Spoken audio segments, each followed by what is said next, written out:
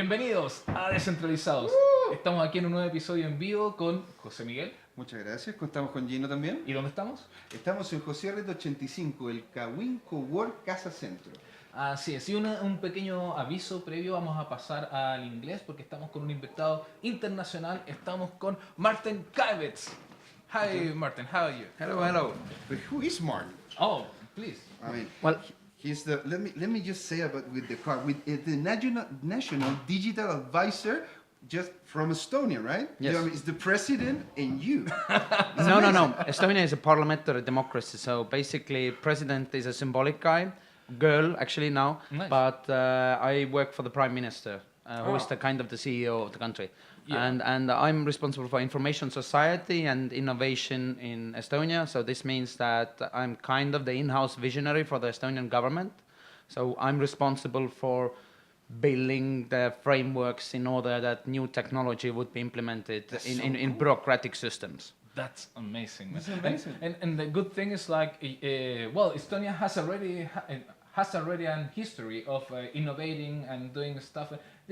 We use Estonia as an example, for a country that a lot.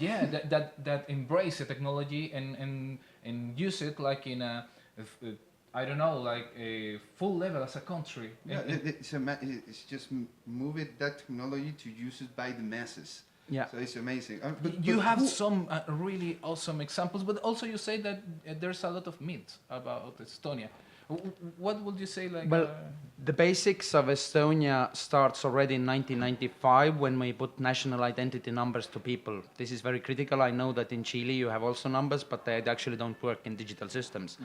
The critical momentums in building a digital society come in 2001 when we built a strong digital identity linked together with the digital signature.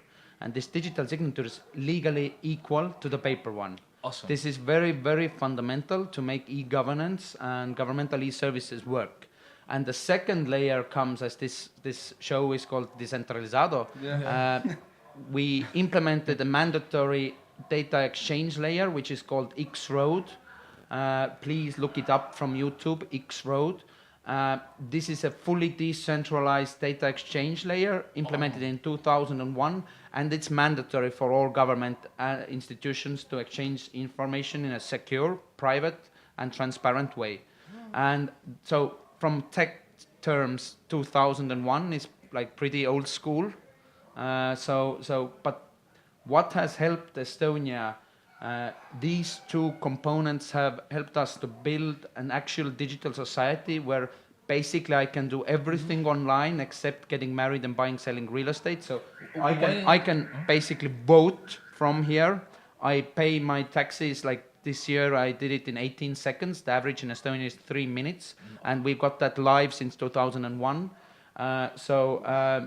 Awesome. We don't have any paper documents since 2008. It's very ecological. Like, of course, each month we save about 300 meters stack of A4 papers, which is about the height of Eiffel Tower each month. And just for a background, it's important to understand Estonia is a small country of 1.3 million people. Yeah. So if you would consider the same types of architecture in Chile or in other bigger countries, the scale impact is will be massively different. Yeah. But the main component is that when we regained our independence from the Soviet Union in 1991, we actually, the important thing is also that we had the competencies already there. The Estonian mindset is a bit different because like there's a series, Game of Thrones, do you know that? There's a saying, winter is coming. Winter is coming. So in Estonia, it's also the same because when winter is coming, then you need two things. You need to gather Prepare, firewood and food. Yeah. Food, okay, you can grow yourself, but with firewood, you need help. So No worries. No. you need to get some friends involved. You need to build a community to get shit done. Yeah. Collaborate, yeah. Exactly. So we have the kind of inventor's mindset in our genes. And this is really critical because when we regained independence in 1991, we were a really poor country, and we completely reinvented it. And we basically skipped all legacy technologies. PCs were taking traction at that time, so we went digital already from the beginning. Yeah, you had the possibility to took the analogical system from Finland, but you rejected that and just instead. No, we took the identity card actually from Finland. While building digital societies, many governments fail because they are too proud. I think politicians need to have a certain degree of humbleness. Stealing with pride is okay. So use the best case studies globally. There are several countries who have done a lot. Estonia being one of them, Singapore, Denmark, Finland, Sweden. Saudi Arabia? Not so much. But you will say like I like to remark that the to have humble politicians is fundamental to try to get this. No, it's about innovation. no, it's not. But Well, currently the problem is if everybody thinks that they are the best in the world, then they're not. Yeah. I'm thinking about some country. If everybody wants to invent their own bicycle, it's kind of stupid. There is lots of good best practices around. Yeah. Lots of people have solved the issues already. We say you don't have to create the wheel. Exactly. And the case here is that when you have a decentralized administrative culture as well, and each of those houses have different information systems with different architectures and security protocols and all of that shit, then you need to combine that. And the X-Road is a technology that does that. It's a common information exchange layer, basically a protocol, which already solves the question of decentralization, because I think in many countries, like all of your hospitals have different information systems, all of the clinics, all of the social welfare, all of the everything. It's a mess. It's a big mess. Islands. Yes, exactly. So you need to combine that. We need really and this we did already in 2001. Sorry, this is old school tech. The interesting part is that building a digital society actually has got nothing to do with technology, because it's all about building culture and the mindset towards being more open-minded and bold and trying new things. And as this was in 2001, we already, like that 17 years ago, we already have the experience, and people are more likely to be open-minded towards new technologies because they have already the experience that this makes my life better. But well, would you say like I know that your area is not like the diplomacy, so you don't have to know like all the history of Chile.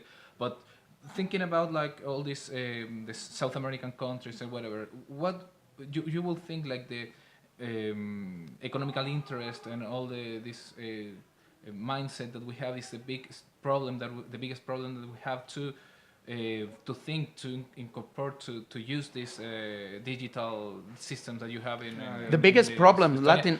Sorry. The biggest problem Latin America, and sorry I don't know the context, but it's what I get. The biggest problem is corruption. Maybe less in Chile, but still. But with the I don't know. Sorry. No. We have a lot. We have a lot. But if you take corruption on one end of the scale, then transparency is on the other. So you need to build transparency mechanism and technologies, and all of those new technologies actually do that. If you build transparency, then step by step you eradicate corruption, and it's a long process. It's not like wow, it's gone. But if the people in power don't want to do that because they are part of the corruption, the first government after the separation with the USSR, right, was pretty young people. The new prime minister 35? Was basically 32. I'm 33, so he was younger than me. And these guys were like didn't know anything about. My father was part of that government. Those guys were just inventing the wheel, but it was an interesting time because of scarcity is the mother of innovation. Because if you have restrictions, then you have to innovate. You don't have any money. You don't have any lots of things. Our small country of 1.3 million people, we never have had finances, human or natural resources. Then you have to. We are a periphery. We don't have strong business interest. No. It's a small market. Nobody cares. Yeah. But we can experiment, and we can be bold in experiments. Plus, we can move fast. So we are a kind of an agile government. And a startup kind of. Yeah. Also, the geography, you will say that it has some influence on this process because Estonia hasn't. The winter is coming. The winter is coming is pure Yeah. geography, yes. And other stuff, like I don't know, in Chile is a very long Well, country. we kind of so- have the mentality of an island. We have the big Mountains. Andes Yeah. there. We have another mountain just near to the coast. So yeah, we're kind of in the north we have the desert, in the south we have the ice. So we kind of have this like island kind of mentality right now. So you believe that this can be applied in the short term, around here, South America, No, I believe that this can be applied long term. long term? Like this Realistic, whole system. Realistic, yeah. So Estonian mindset, as we're a small country, is also that when you build systems, they have to be scalable. So all of those information architecture, all of the things in the background, they are built in a way that can be applied for much bigger countries as well.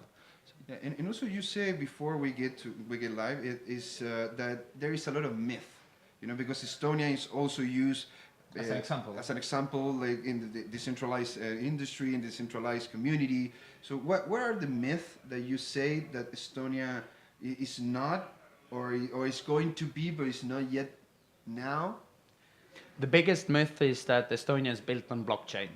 and it's not true? Basically, the fundamental technology that is the backbone of our country is X-Road. That is the data exchange layer.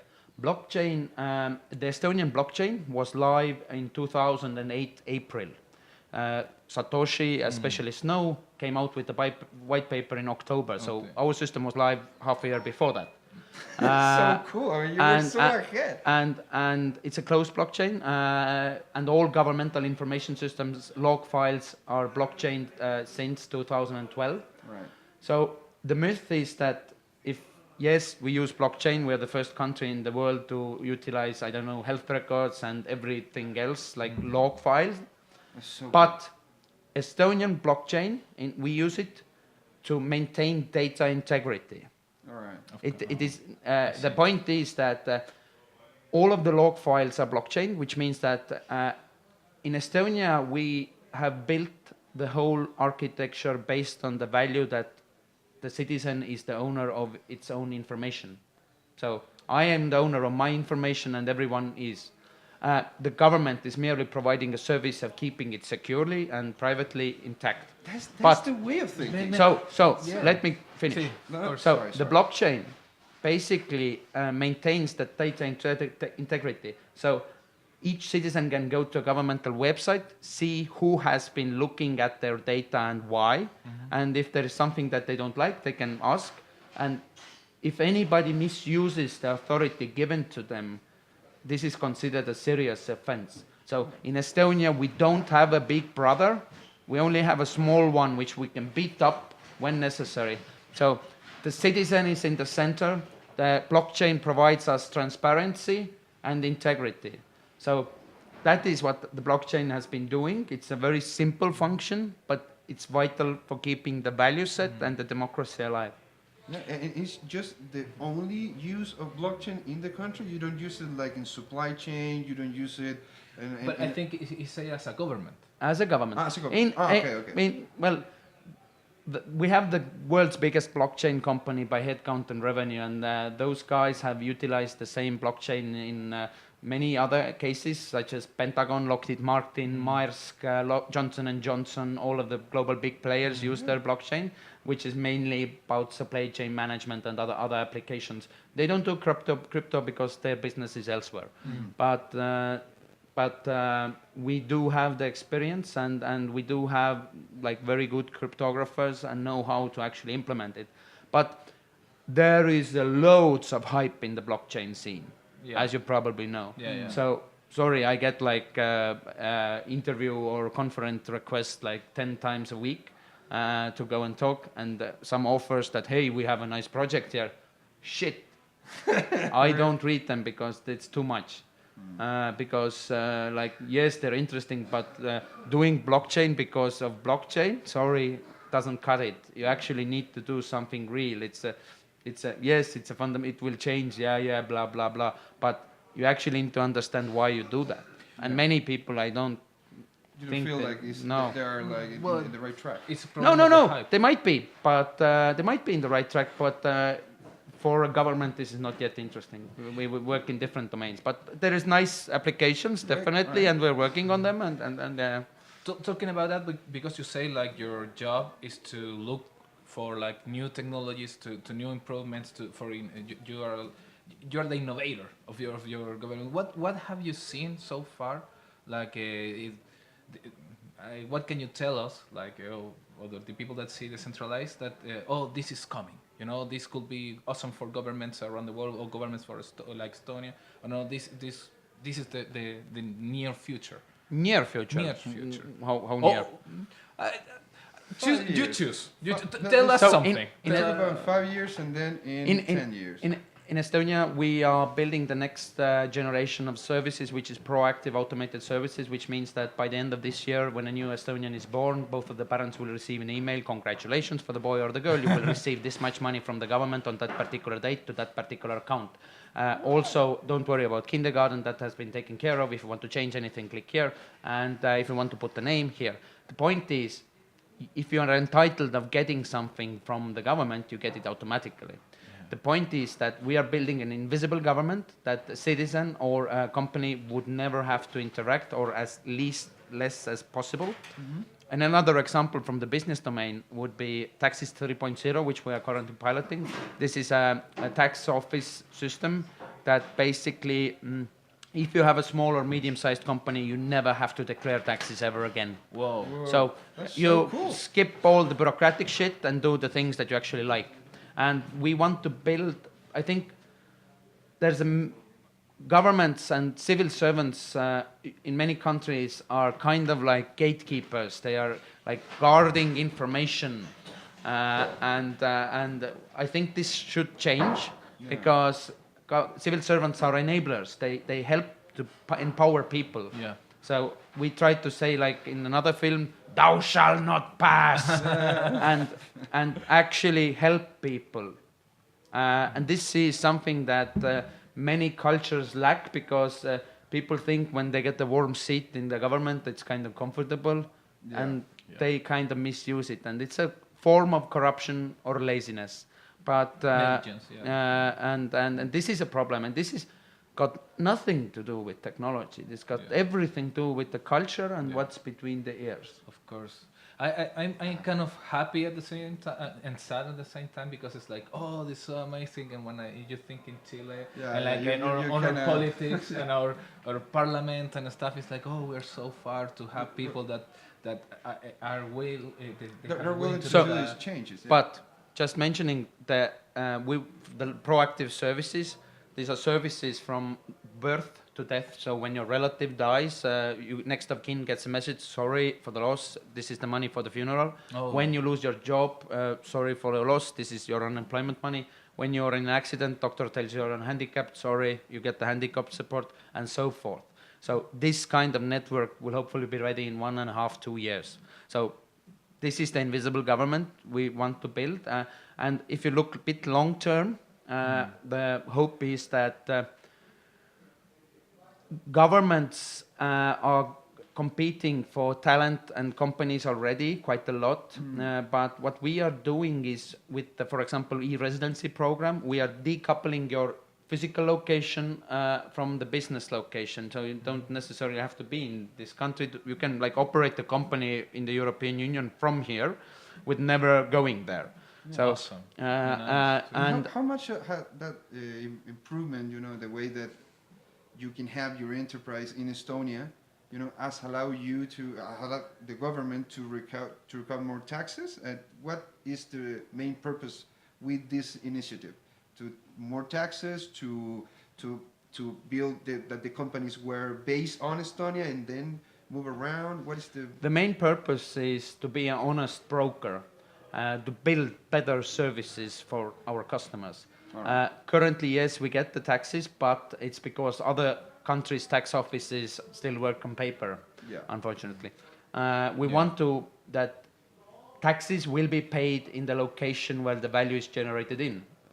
So for digital businesses, that is something to figure out.